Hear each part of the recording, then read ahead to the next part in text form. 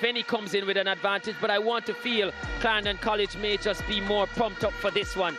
Well, this is the starting lineup for Clarendon College. Roche Burrell in goal, the back four of Rugel Francis, Romario Thompson, Devontae Hodges and Atibo Green.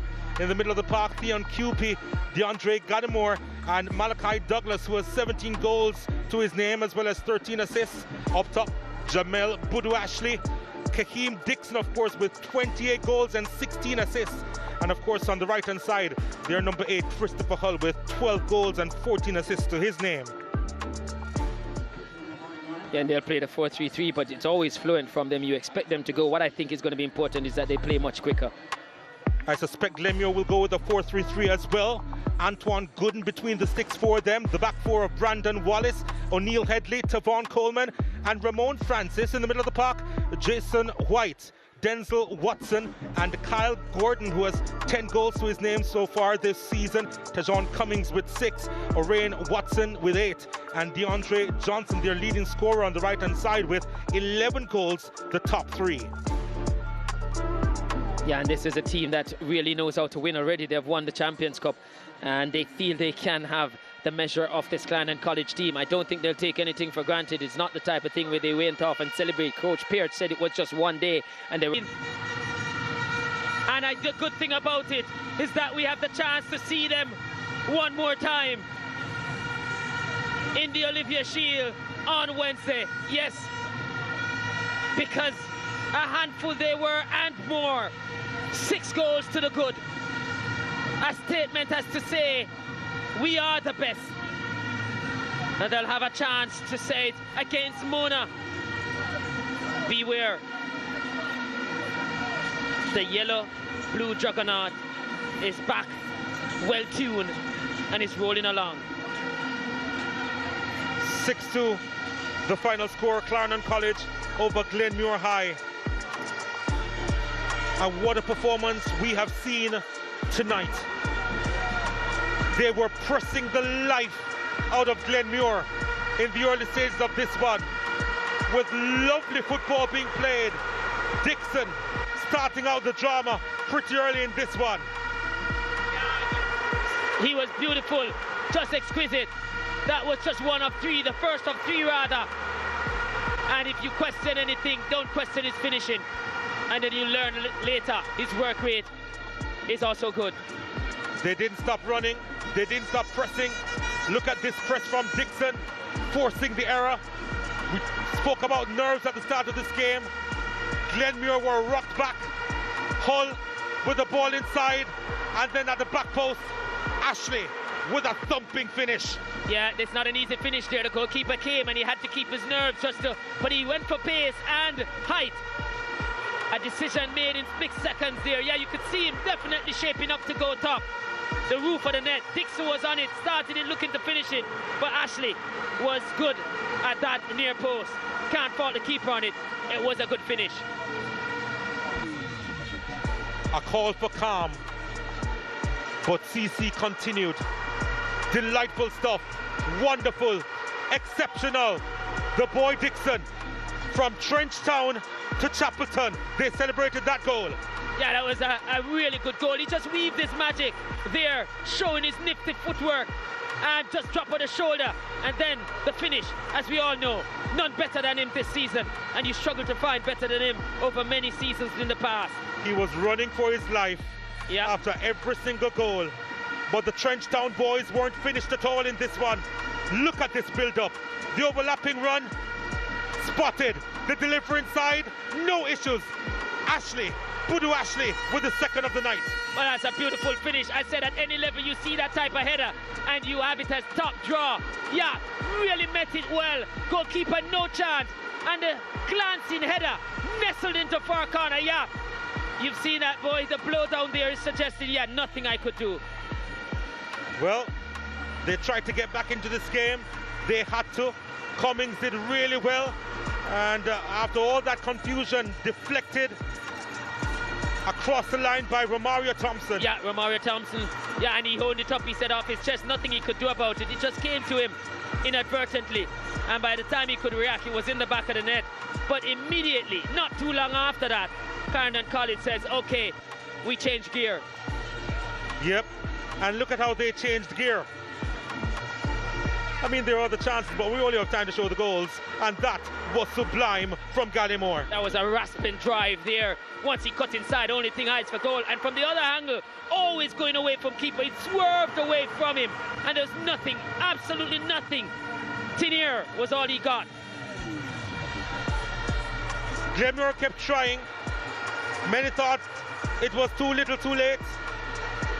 And he did well, Miller, to recover and blast that one in. Had a goal on the bench and was trying to launch the recovery for Glenmuir. Clarendon couldn't deal with the cross inside very well. Came off his header and he was quickest to react. And just like that, they were within 3 goals of Clarendon College. But the final demanded a hat-trick from Kaheem Dixon. The run from outside the box, the thrill, and the execution, magnificent. Yeah, his second goal, almost a replica of that one, because he weaved his way through, and he only had one side, and it was almost like a toe poke in. The keeper couldn't react in time, but all you have to look at is the work before that finish. Exquisite, beautiful.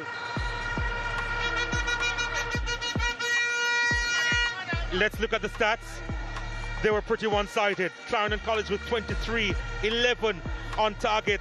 Their shots, Glenmuir with 11 shots, 5 of which were on target. 4 yellow cards were shown in this one, and you can see 9 corner kicks as opposed to none for Glenmuir High, and possession in the end, Clarendon College with 65% of it. It's now time for the Water Man of the Match. Thank you, Dwight. I'm joined by the man of the match of this DaCosta Cup final, Kaheem Dixon of Clarendon College. He'll receive his man of the match award from Brittany Roberts, marketing coordinator of Water. All right, thank you, Brittany. Thank you very much, Kaheem. Let's have a quick chat.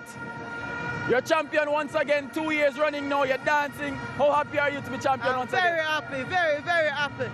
Tell my family that this one is personal and they are displayed tonight. So I'm very happy. How do you perform so well in finals? Where does that come from? Come from the mindset from the day before. The mindset to come perform in the finals. All right, congrats, Kaheem. All the best. Thank you very much. Yeah, Kaheem Dixon there, 2-time DaCosta Cup champion now. And he's a dancing man. I'm joined now by Coach Andrew Plaird of Glenmuir. Coach, it seemed like one of those games that just wasn't going your way, and CC were on their game.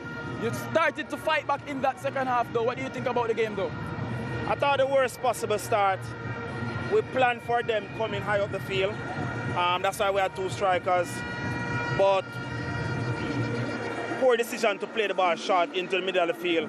And that's the start they want, because a rhythm team, they want to be a goal up early. Second half, a little bit more control, even though it's end-to-end. But just a tough start and hard to dig yourself out in a final from there. All right, thank you, Coach. Congrats on the good season. Yeah, that's Coach Andrew Plaird there. And we're joined now by the champion, Coach Lenny Hyde. Coach, Kaheem said he was not leaving this place. Kaheem Dixon said he wasn't leaving today without the DaCosta Cup trophy. Okay. You guys delivered. How well do you feel about that? Why, I'm very happy. I'm elated. I'm happy for the players mostly. This one is dedicated to Junior Samuels, our trainer. He's not here, he's very ill right now. So we dedicate this one to him. The players were hell bent and said they're not leaving anything out here on the pitch today.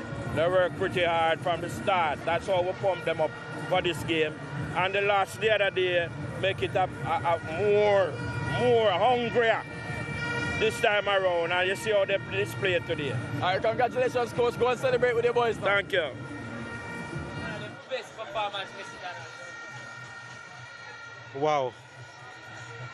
Well, it's going to be class against tactics, you feel, because there's no way, from what I've seen from Mona, yes, they're a good team. Going toe-to-toe with this Clarendon College team could be a death sentence, but who knows what tactics they'll go with. But whatever it is, I think both teams are well positioned to put on a really good game, a classical game for that Olivia Shield. I think it's fair to say that Mona with a solid defensive unit would not be as open, which means that it's a challenge for Clarendon College to try and do something and also prevent Mona High from scoring. Yeah, Craig Butler, the pragmatic coach he is, was certainly not try to go hell for leather, and he will play with his strength. First the check, then the prize.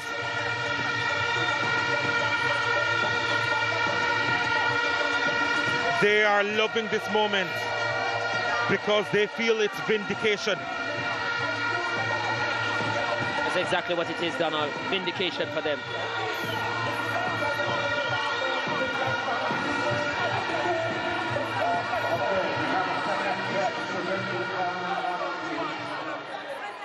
So you've had one check for $200,000, and now presentation of a check for $500,000. Well, there's more checks coming. Yeah, that's the first of a couple checks heading their way. The appetizer. To the Clarendon College team, $500,000. Another one with 500, so that's $750,000.